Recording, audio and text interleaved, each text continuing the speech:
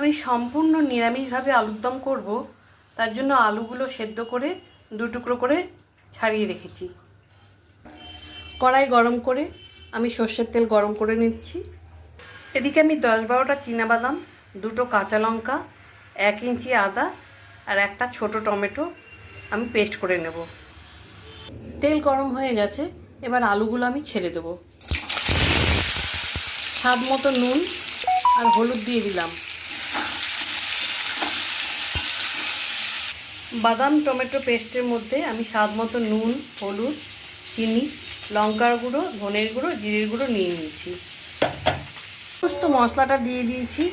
এবার নেড়ে চেড়ে কিছুটা কাশ্মীরি লঙ্কার গুঁড়োও দিয়ে দিলাম।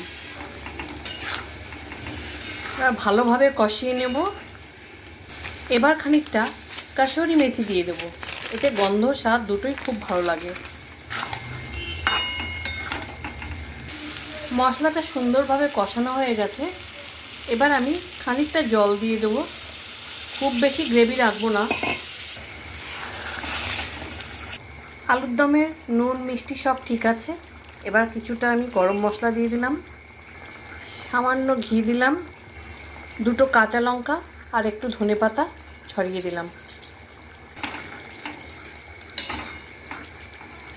আমার নিরামিষ আলুর দমটা একদম রেডি।